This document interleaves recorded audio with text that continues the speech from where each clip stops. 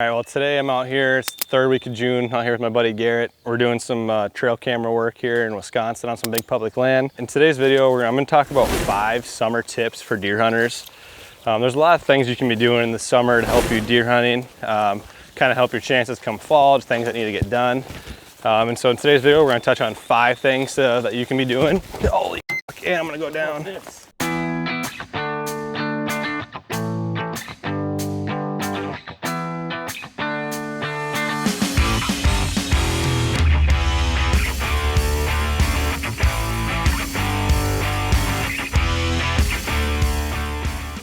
All right, so the first thing that I want to talk about when doing summer deer stuff is what I kind of got right over my shoulder here, is we just finished setting up this camera, and trail cams are a huge part of my summer regimen.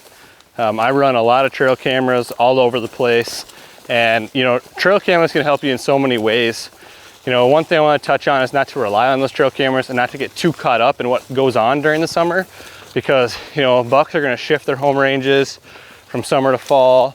Some won't move, some will move from areas that you don't know where they're at now, and they'll move into your area. So, but for inventory purposes and because it's a lot of fun, right?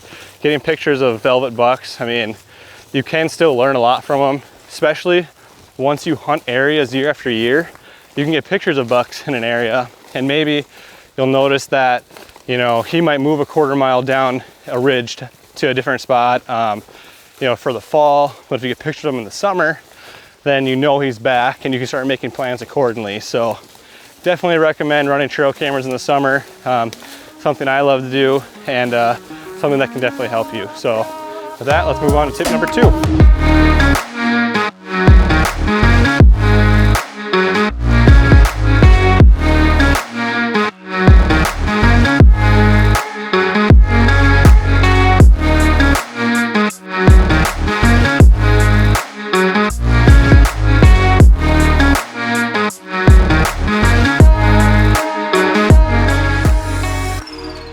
All right, so another thing that you want to be doing is probably get your stands hung as early as possible. So ideally you're hanging stands in the spring, getting everything cut, but a lot of times you're either not able to get to it, or you might not even know exactly where you're gonna be hunting in the spring. But once you have spots picked out in the summer, I'd recommend getting as many stands hung as possible, getting it done early in the summer, getting your shooting lanes cut, all that good stuff. That's what we're doing today here too. Today is June 17th. We got some stands hung, cut some shooting lanes, and other than some other work we're doing, something that you want to be able to get done. So it looks like we have a sketchy ass log to cross right now. Oh boy, wish me luck. All right, well, Garrett's monkeying with another camera here. I'm gonna talk about the third tip that I think for summer stuff to do for whitetail hunters is just to identify new areas. And it's a great time of the year to be asking permission for spots. So today we're not actually scouting a new area. We're just out checking trail cameras, kind of like the first point I had mentioned. But it's so thick during the summer that it can be, in my opinion, kind of difficult to actually identify new areas and scout them. I like to have as much scouting done in the spring as possible.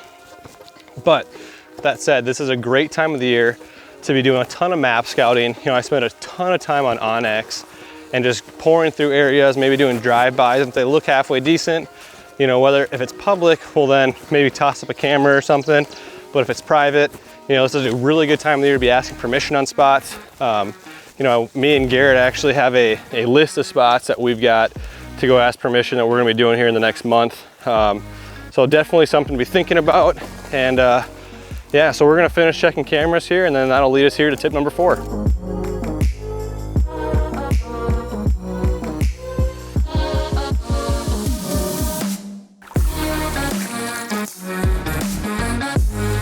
All right, and the fourth thing that I want to talk about is shooting your bow a lot in summer.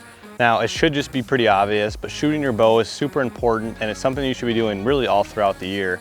But it's really critical in the summer months because, it's those few months leading up to fall and going into deer season. You want to have, your muscle memory down. You want to have, everything, your draw cycle, everything just kind of be second nature. And if you don't, that can cause some issues because in the moment of truth, if whether it's a doe or a big buck is walking by you and you need to get a shot off, there are so many things that can happen in that moment of truth, in that, bang, bang, couple second amount of time. And if everything isn't second nature to you and you're thinking about, you know, where you should be anchoring or thinking about how you're drawing back or anything like that, it can cause you to make a bad shot or to miss a deer or something like that. And so I find summer to be really important. You know, I'm doing so many things, and I'll talk more, actually I'll do a future video on it this summer about some other archery tips. You know, I don't consider myself an archery expert by any means, but what I do know is how to prepare myself for fall and for those situations that you get put in as a deer hunter. So you gotta be doing things such as shooting from long distances, shooting in low light, shooting from elevated positions. You know, if you ever hunt from the ground or from a ground blind, practice shooting from the ground, stuff like that. And, you know, and then I find it very important this time of year, you know, it's the end of June, we're getting into July. I'm trying to shoot every day right now. And whether it's one arrow or I can spend an hour shooting, if I can spend time shooting every single day and really just develop that repetition, you know, I'm gonna be in a much better situation come fall. So that's something that I really find important and something that I think you should be doing a ton. So I'm gonna go here. This is my first shot of the day and see how she rolls.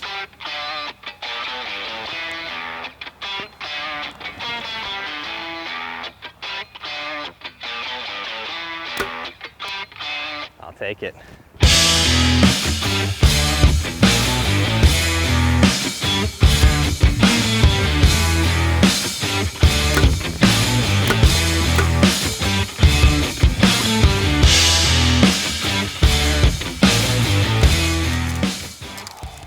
Summer tip number 5, and the last one for this video, is going to be talking about glassing from a distance.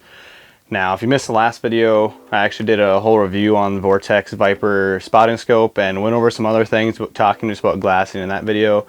You can find the link up here. I always forget what side. It's either here or here. Either way, glassing from a distance can be a powerful tool that I find to help me a lot when it comes to summer stuff and, you know, and summer scouting. And, you know, I like to do this later into July and into August. Now, I find this most useful if you're hunting somewhere that opens really early in the season. And in my case, I hunt out in North Dakota, which opens, you know, at the very end of August, early September. This year, September 4th. So I'll be out there in late July. I'll be in there in August. And what I'm doing is a combination of two things. One, I'm sitting on bean fields where I'm probably going to be hunting regardless, but I'm trying to figure out where the bucks are entering the field in relation to what the wind direction is, stuff like that.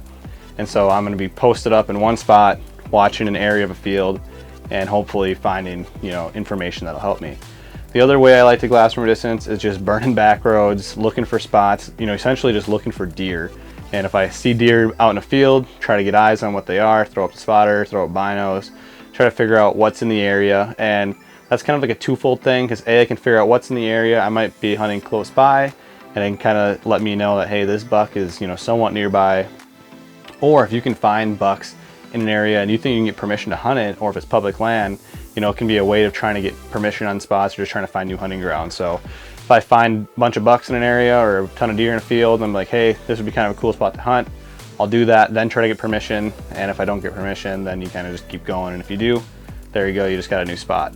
So that's the last tip, you know, glassing, observing from a distance. You know, if you hunt in areas where you don't hunt an ag region or anything like that, you know, you can find spots to still do it. Up in the North Country, even where I'm at here in my home state of Minnesota, I live in northern Minnesota. You know, I don't do this a ton just because I don't hunt a lot of these areas, but if you hunt around clear cuts or something like that, or on logging roads, I mean, there are ways you can observe and glass, and, you know, you don't have to be in ag region. But regardless, it can be a great tool and something that I find useful. So those are the 5 tips that I've got in this video, this summer tip video, I guess. And I appreciate you watching. If you'll do me a huge favor, hit the subscribe, like, hit the bell for notifications even. All that really does help me a lot. I know I ask in every single video, but it's something that really does help me. And I do really appreciate you guys watching. And it means a lot to me that you guys take the 5 to 10 minutes or whatever to watch these videos. Really appreciate it. So once again, hope you enjoyed this video, and we'll be seeing you here again soon.